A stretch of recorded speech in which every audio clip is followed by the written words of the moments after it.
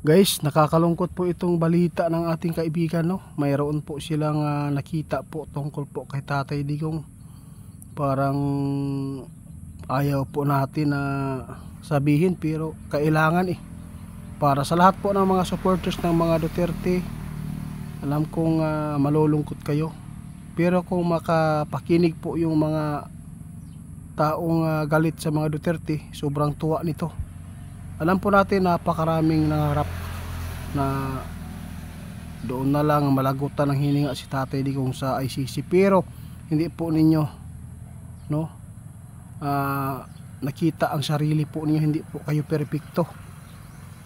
Kaya lang guys, na ipaabot ng ating kaibigan ito kasi gusto po ng ating kaibigan na ipahanda ba ang sarili natin, dahil po alam ko napakamahal po ninyo ang ating President, ex-president na si Tatay Digong. Ito po yung nakita ng ating kaibigan guys. Parang kinakabahan po ako dito sa mangyayari kay Tatay Digong. Kaibigan? Sus, ito po ang nakita ng ating kaibigan. Nasa delikado po ang kalagayan ni Tatay, yung kalusugan po niya, no? Unti-unting bumibigay daw ito. Sana po guys, sana na makauwi pa si Tatay dito ng buhay.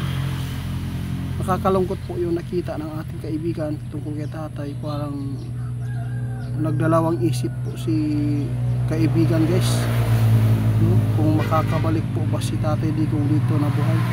Wala po silang magawa guys, dahil po ito naman po talaga ang nakatadhana po para kay Tatay, kasi matanda na po siya talaga no? Humihina po ngayon si Tatay Digong. Kaibigan, ito po talaga ang totoong kalagayan ni Tatay.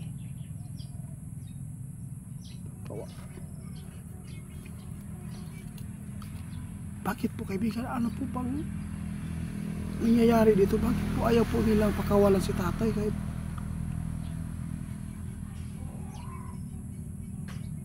guys, kung madagdagan pa ang mga buwan at taon na si Tatay po maditin po doon, posibleng masama ang mangyayari po kay Tatay, no? Hindi po natin alam kung makakabalik pa ba siya ng buhay dito, pero tulungan natin. Lahat naman po tayo may mga nagawang mga kasalanan, pero yung paggawa niya ng kasalanan ay mayroon naman pong anong tawag dito kaibigan?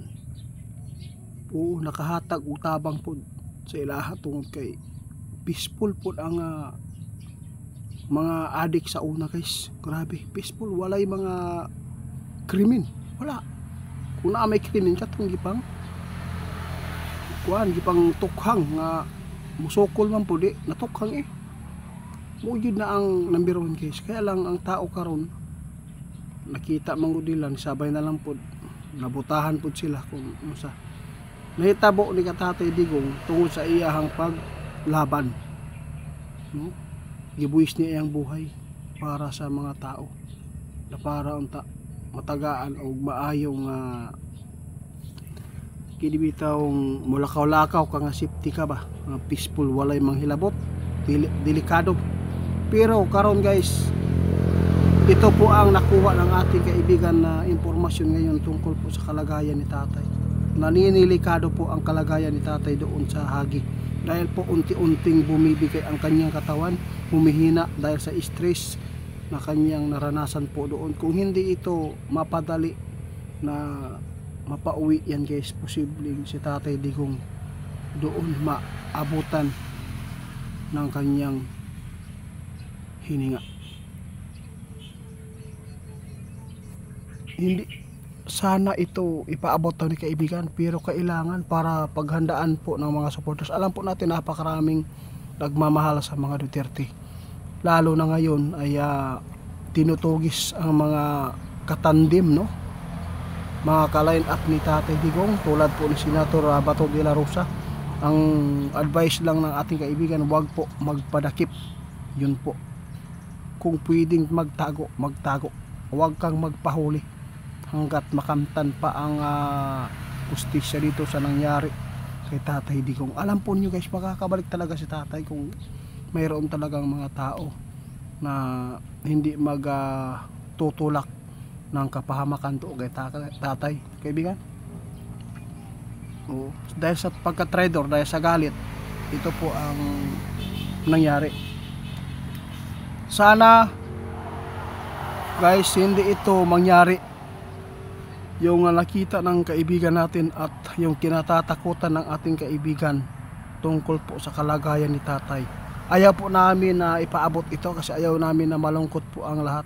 Walang magagawa ang ating kaibigan dahil po mayroon pong mas makapangyarihan na nakapaghawak po ngayon sa buhay ng isang tao. Kaya hanggang dito na lang muna. Maraming salamat. Ito po ang napakalungkot na balita ng ating kaibigan, no? Sana makabalik si tatay at pauwiin na.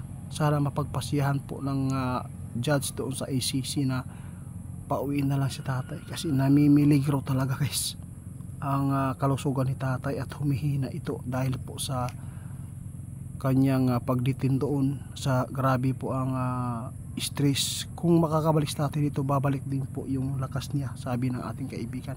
Kung hindi ito mapabalik agad dito at tatakbo para ilang buwan o taon, posibleng may mangyayaring masama